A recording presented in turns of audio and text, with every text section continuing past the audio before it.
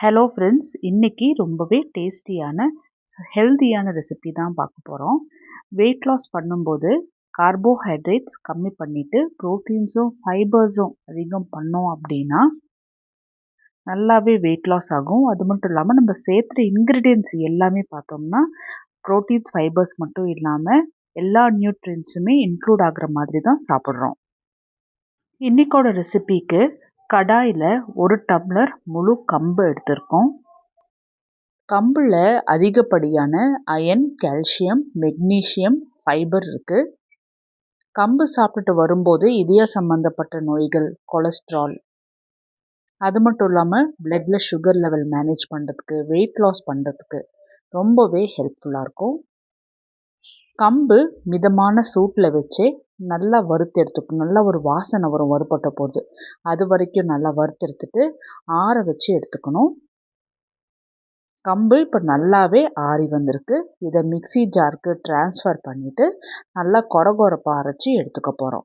இதை மாவாக அரைச்சி எடுத்துக்க போகிறதில்ல. நம்ம மாவாக செய்கிறோம் அப்படின்னா நம்ம கடையில் கூட ரெடிமேடாகவே கம்பு பவுடர்லாம் கிடைக்கிது, அதை யூஸ் பண்ணிக்கலாம். ஆனால் ரவா கன்சிஸ்டன்சிக்கு அரைச்சி எடுத்துகிட்டு வந்து இது ரெடி பண்ணுறதுனால வீட்டிலேயே செய்கிறோம். கம்பு மாவு நல்லா ஒரு ரவா பதத்தில் நல்லா நரநரன்னு அரைச்சி எடுத்துகிட்டு வந்தாச்சு. இதில் கொஞ்சமாக உப்பு சேர்த்தி நல்லா கலந்துக்கிட்டு கொஞ்சம் கொஞ்சமாக தண்ணி தொளித்து கலந்துட போகிறோம். தண்ணி கொஞ்சம் வெதுவெதுப்பாக சூடாக இருக்கும்போது நல்லா இது போல் தொளித்து நல்லா கலந்துட்டுக்கணும். ஆனால் ரொம்ப புட்டு மாவு பதத்துக்கு உருட்டலாக கலந்து விடக்கூடாது. கொஞ்சம் உதிரியாக தான் இருக்கணும். ஒரேபடியாக நிறையா தண்ணி ஊற்றாமல் கொஞ்சம் கொஞ்சமாக சேர்த்தி தான் நல்லா கலந்துட்டுக்கணும். அப்போ தான் தண்ணி அளவாக இருக்கும். மாவை கலந்துட்டு எடுத்தோம் அப்படின்னா நல்லா உதிரியாக இருக்கணும், உருண்டையாக வரக்கூடாது.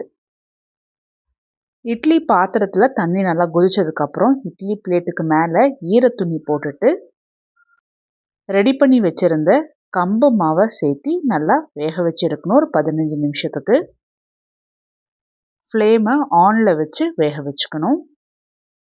75% ஆறுனதுக்கு அப்புறமா வேறொரு பிளேட்டில் மாவை மாற்றி எடுத்து வச்சிடலாம். இந்த ஸ்டேஜ்லேயே கம்பு மாவு நல்லாவே வெந்து வந்திருக்கும். இதில் ஒரு துண்டு தேங்காவை நான் சின்னதாக கட் பண்ணி போட்டுக்கிறேன். அதே போல் 3 டேபிள் ஸ்பூன் அளவுக்கு திருவின தேங்காய் போட்டுக்கலாம். இது ஒரு ஃப்ளேவருக்காக தான். தேங்காய் சாப்பிட்டா வெயிட் போடாதா அப்படின்னு நிறைய பேர் கேட்குறீங்க. கண்டிப்பாக வெயிட் போடாது. இதில் குட் கொலஸ்ட்ரால் இருக்குது. இது போல் பச்சையை அப்படியே சாப்பிடும்போது ரொம்ப நல்லது.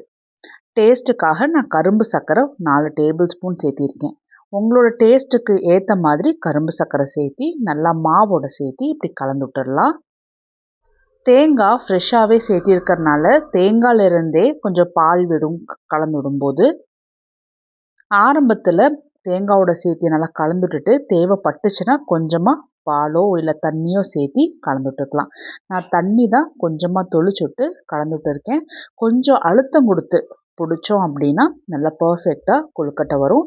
இந்த ஸ்டேஜ்லேயுமே அதிகமாக தண்ணி சேர்த்த வேண்டாம். நல்லா இறுக்கமாக பிடிக்கவும் மாவு நல்லா ஒன்று போல் கூடி கொழுக்கட்டையாக ரெடி பண்ணி எடுத்தாச்சு. இதையுமே இட்லி பிளேட்டில் மாற்றி எடுத்து வச்சிடலாம்.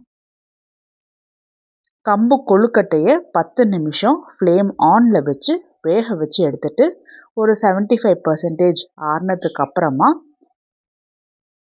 எடுத்து செக் பண்ணி பார்த்தோம் அப்படின்னா மாவு நல்லாவே வெந்து வந்திருக்கும். கொழுக்கட்டை கொஞ்சம் கூட உதிராது. நல்லா பர்ஃபெக்டாக அரிசி மாவில் எப்படி கொழுக்கட்டை செய்கிறோமோ அதே போல் இருக்கும். கலரும் டேஸ்ட்டும் கொஞ்சம் வேறுபடும், அவ்வளோதான். ஆனால் ரொம்ப ஹெல்த்தியான ஸ்நாக் ரெசிபி. சின்னவங்கலேருந்து பெரியவங்க வரைக்கும் வெயிட் லாஸ் பண்ணுறவங்களா இருக்கட்டும், சுகர் இருக்கிறவங்களா இருக்கட்டும் தாராளமாக இதை எடுத்துக்கலாம்.